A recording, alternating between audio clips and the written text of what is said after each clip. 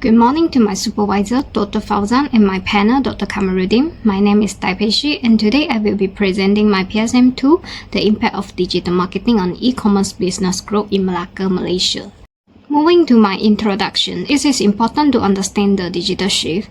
While digital marketing is an essential, cost-effective tool across Malaysia, the current situation in Malacca presents a unique paradox. We see a rapid evolution in the number of online sellers, yet many still rely on traditional word of mouth. As noted on the right side of the slide, the core challenges are significant. Local sellers face major issues with targeting strategies, a lack of analytics usage, and low customer engagement. This is largely due to the literacy gap identified by Weng and Abdullah. Consequently, my research aim is very clear: to examine the specific impact of digital marketing tools on e-commerce business growth for these individual sellers in Malacca, helping them move from traditional methods to digital success. Moving to the problem statement, I have narrowed down the issues into three key areas. First, there is a literacy and resource gap. Many local sellers in Malacca are held back by a lack of training and funds, which prevents them from using data to make decisions. Second, we have a regional competitiveness issue. Recent reports show that Malaysian small players are falling behind our Southeast Asian neighbors in marketing automation. And finally, strategic uncertainty. Sellers are stuck in a practice potential gap. They have the tools, but they don't know which specific channel will actually result in business growth. My research aims to provide that clarity. As shown in the objectives and questions slide, this study aims to examine the relationship between three independent variables: Instagram marketing, website quality, and digital customer service, and their direct impact on e-commerce business growth. Now moving on to Chapter 2, the literature review. This study focuses on three independent variables that drive our dependent variable, e-commerce business growth.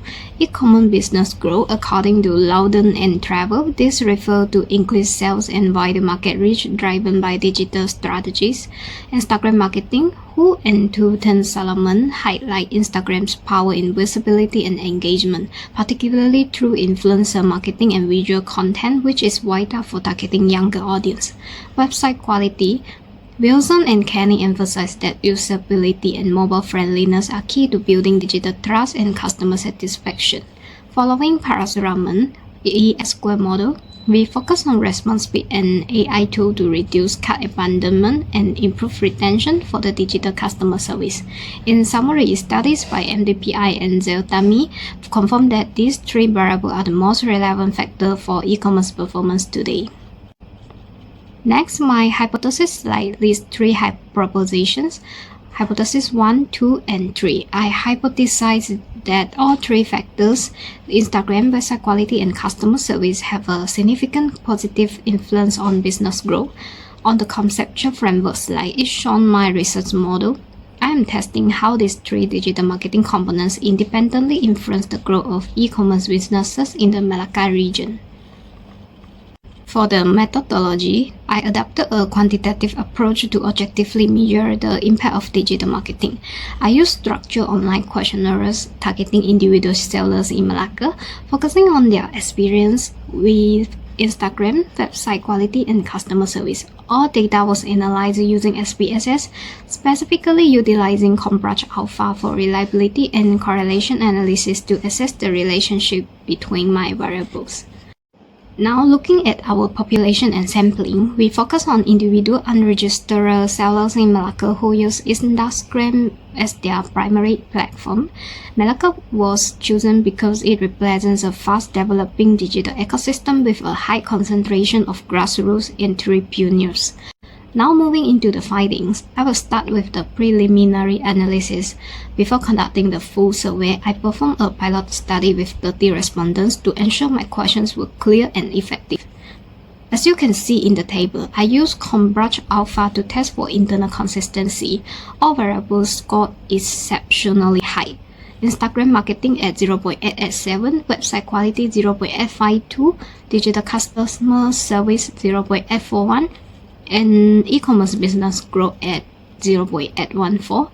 Since all these values comfortably exceed the 0.7 benchmark set by Nunali, we can confirm the instrument is highly reliable. Furthermore, I ensured the validity of the research. Content validity was achieved through a thorough review by my supervisor and feedback from the pilot group.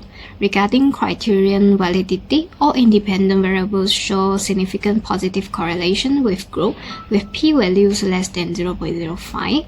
The result of this test confirms that my measurements are accurate and suitable for the final analysis.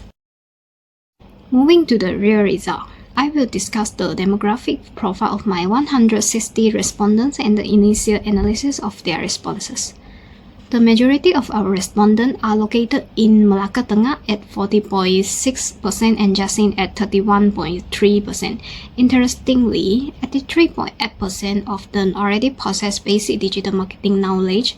The primary groups involved are students at 33.8% and self-employed individuals at 20%, representing the growing trend of site-hosted e-commerce in Malacca. When looking at the mean score, all variables score above 4.0. This indicates that sellers strongly agree these factors are vital for their business success. Pearson correlation. Finally, let's look at the correlation results. All independent variables show a positive and significant relationship with growth at the p-value less than 0.01 level. Digital customer service showed a stronger relationship with an R-value of 0.709. Importantly, this result confirms there are no multicollinearity issues, meaning our data is perfectly suitable for the final regression analysis. Now we arrive at the core of my research, the hypothesis testing. This slide determines whether my initial theories were correct based on the 160 responses.